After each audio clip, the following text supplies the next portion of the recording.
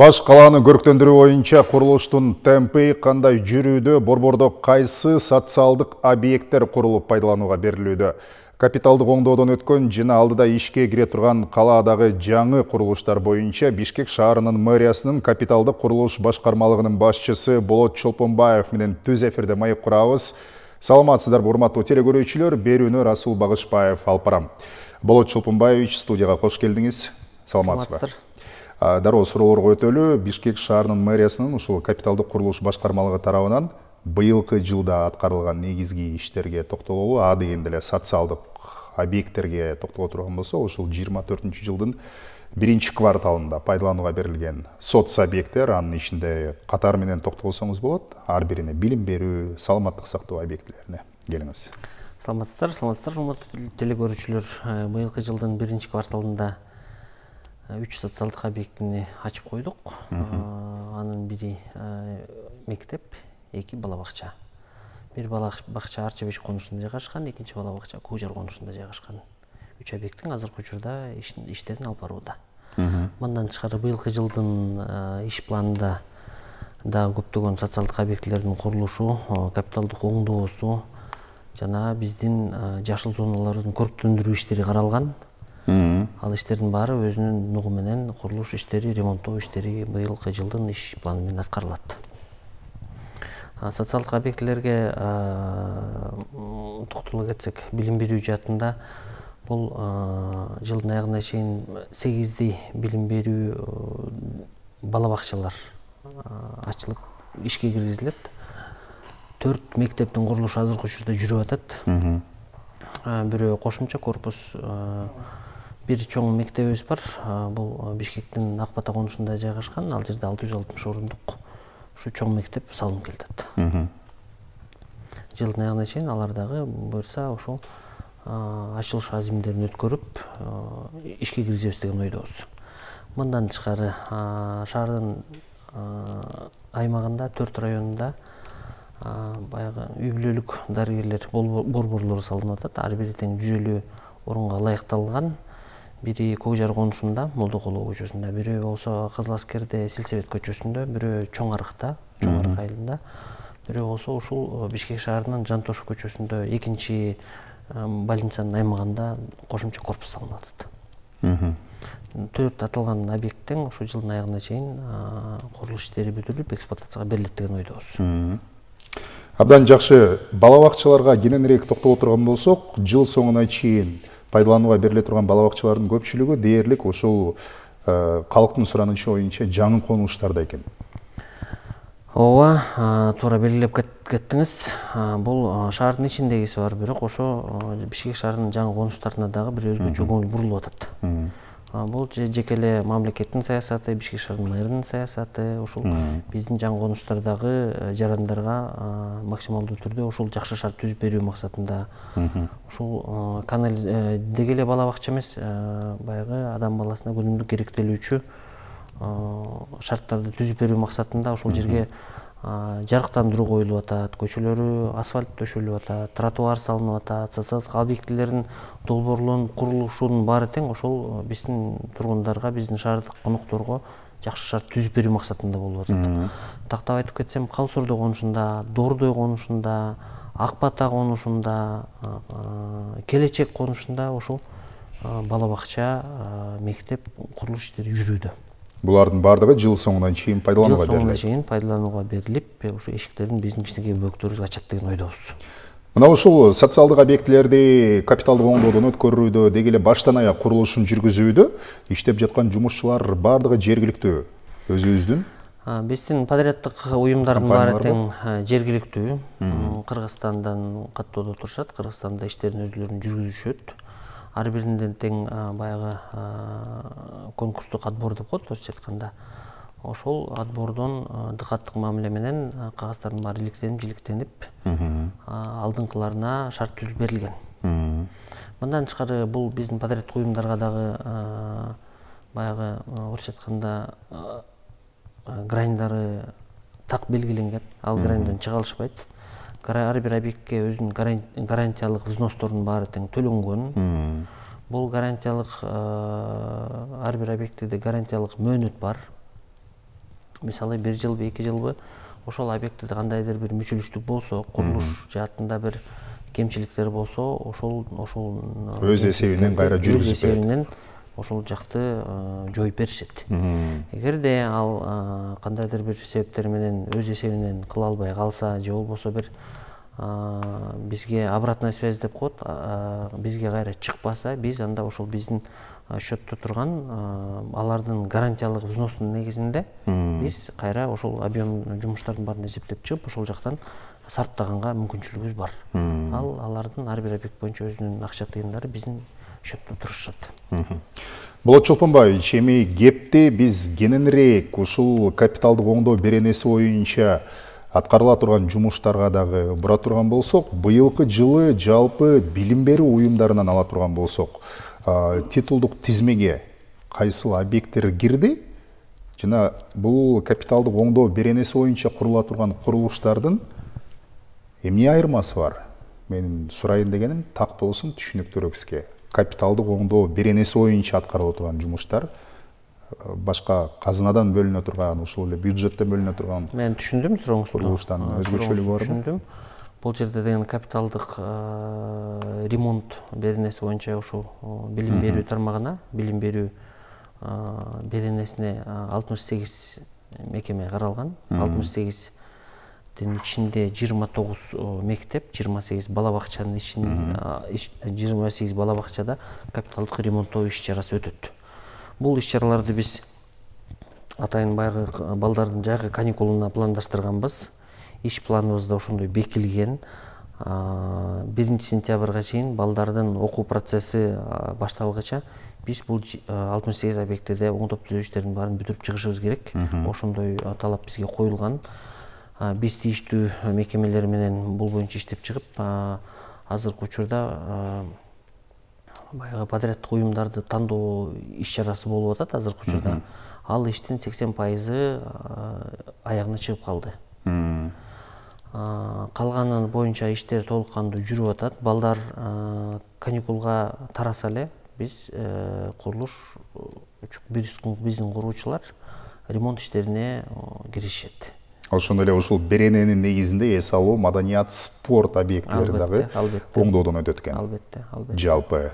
Бул дагы баягы титулдук тизменин негизинде. Бул дагы титулдук тизменин негизинде. Анан кийин бул жерден баягы шаардыктардан же болбосо шаар тургундары же бир шаарыбыздын коноктору боюнча бир кандайдыр бир бүдөмүк пайда болушу мүмкүн. Бул баягы шаардын борборунда жайгашкан мекемелерге эле көңүл бурулат деп жок, кандай эмес. Бул жерден деген Бишкек шаарынын 4 районуна тең көңүл бурулуп атат. 4 районунда тең ушул бирдей көңүл буруп, ушул 68 объекттин ичине ушу 4 райондон тең мектеп, бала бакчалар камтылган. Титулдук тизмеге киргизерде кандай негизде тандалат? Титулдук тизмеге киргизерде баягы ар бир мектеп директори, мектептин жетекчилиги, ошол биздин билим берүү башкармалыгыбыз бар, Бишкек шаарынын билим берүү башкармалыгы. Ошол жака тийиштүү заявкалардын баарын жазышат, беришет. Ал билдирмелердин негизинде ошол жерине барып тийиштүү актылар түзүлөт. Орусча айтканда дефектный акт деп коет. Кайсыл жерге эмнелер жазылыш керек, кандай жазылыш керек. Бирөөнү мисалы чатырын оңдош керек болсо, бирөөнүн жылуулук системасын оңдош керек. Бирөөнүн санитардык түйүндөрүн алмаштырыш керек. Бирөөнүн канализациясы, бирөөнүн водопроводу, бирөөнүн линолеуму, бирөөнүн дагы бир нерсеси чыгат. Ошол нерсенин баары тең актироваться этилип, түзүлүп, формироваться этип, анан кийин титулдук тизмеге киргизилип, Бишкек шаарынын мэриясына киргизилет дагы, ал жерден бекилип, тийиштүү тапшырмалар менен келет. Эми көрктөндүрүү боюнча кепти уланта турган болсок, баш каланы көрктөндүрүү боюнча быйылкы жылы кандай негизги иштер аткарылууда, эмнелер пландалууда? Көрктөндүрүү беренеси боюнча негизи эле көрктөндүрүү, баягы жашыл аймактарды түзүү, жакшы шаар түзүп берүү максатында ошол шаардын аймагында чоң 4 жерде сквердин курулушу иштери жүрүп атат. Бул абсолюттук түрдө жаңыдан пайда болуп турган скверлер. Жаңы пайда болуп турган скверлер. Бул Агургө конушунда жердин аймагы 2,4 гектар. Ошол жерде жашыл аймактардын курулушу иштери жүрүп атат. Жакын арада ачылыш аз эми болот. Мындан тышкары Ак Босоо конушунда дагы ошондой бир чоң масштабтуу жашыл зона, воркаут зонасы менен, оюн зоок площадкалары менен шарттар түзүлүп атат биздин шаардыктарга. Мындан тышкары Мурас Ордо конушунда дагы ушундай иштер жүрүп атат. Жогорку тарапта ала турган болсок, Көк Жар конушунда дагы ушундай зона пайда болот.